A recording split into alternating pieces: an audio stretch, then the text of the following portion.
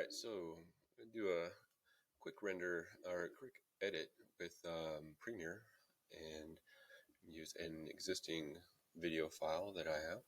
So I'm going to create, I don't want to save over an old project, so I'm going to create a new project. And I'm going to call this final render for this one, sound.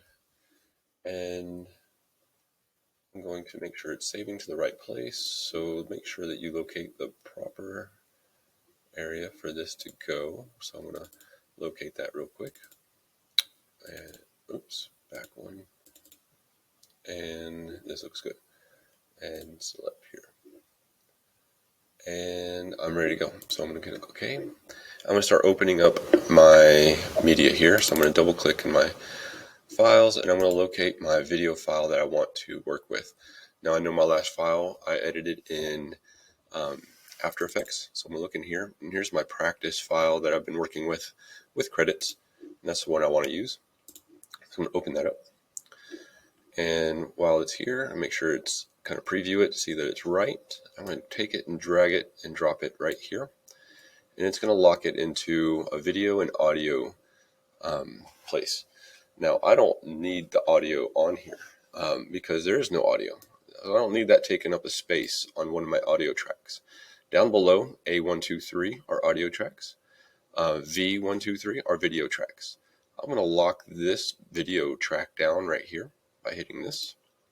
And I'm going to delete this one out. I don't need this audio track, so I'm going to delete that out. Now what I'm going to start to do is bring in some audio files that I have saved. So I'm going to double click over here again, and I'm going to navigate to where my sounds are.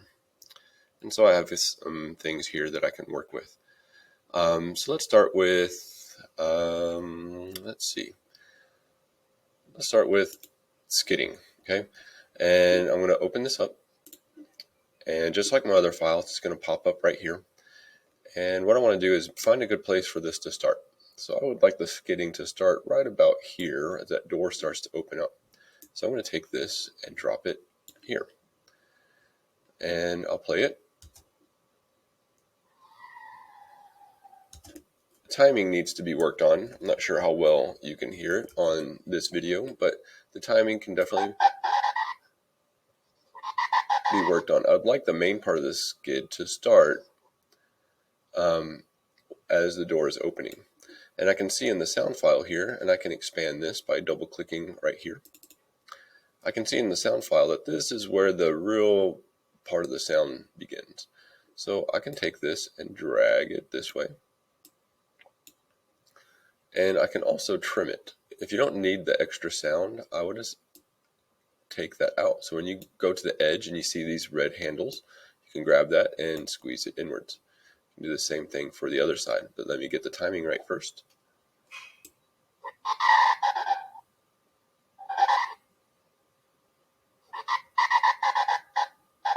I would like to stop to right about there. So I'm going to take this side of this audio file and squeeze it in this way. Now it's really small, I really can't edit it very much, but you have these handles over here on the right side that you can squeeze and expand this more if you like. You can also expand this whole window more if you like as well.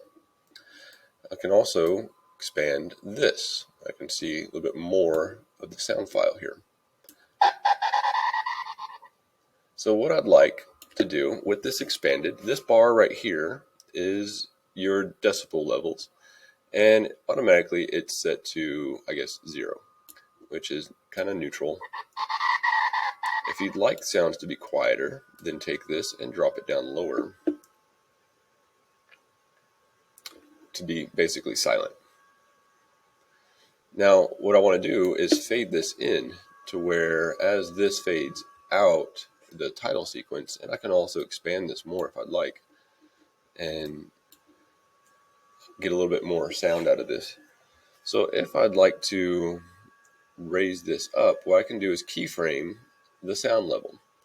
And you have this little familiar diamond shape or dot shape right here for a keyframe. I'm going to hit that right here. Make sure my playhead is where I want it to be. This is where I want the first keyframe to be. So I'm going to hit this, and it drops a dot right there.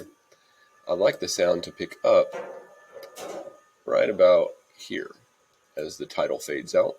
So I'll hit another keyframe and it drops this. Now these keyframes I can move. So I can drag this up. And so I can raise that up so where it is back up to kind of a normal volume. So now we'll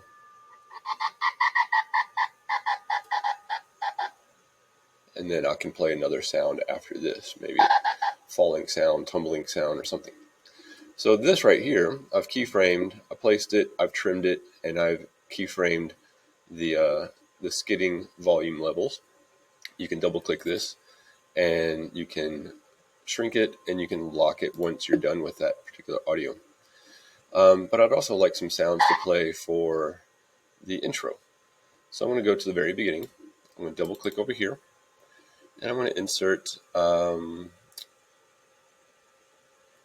let's see, insert a good sound. Here's just let's see what this one does. I'll open this one up, and I'll drop it right here at the beginning and play it through. Okay, there we go. Now, as I'd like to do kind of the same thing with this one, kind of fade in the sound as it is fading in. So I'm going to select this file, keyframe it, drop this down low, go to about the point where it's starting to tumble in.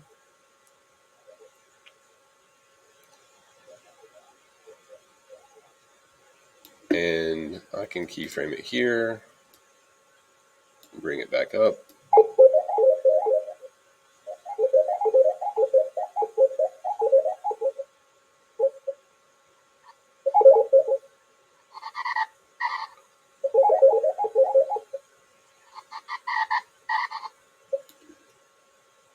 And if I wanted to, I could extend this file. I can also keyframe it and make it go back down low again. So I can add a keyframe right there, hold that volume level to that point, go to the end and fade it out, back down again.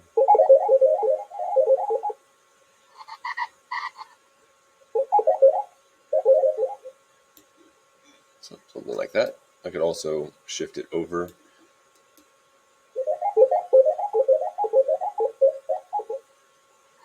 There's a little bit overlapping, but not much. So you can start to tinker around with these, trim them, and keyframe the sounds of them. If you'd like to hear something play without a particular track playing, then you can mute a track and keep that silent while you're previewing other things. I'm going to minimize this and lock that down.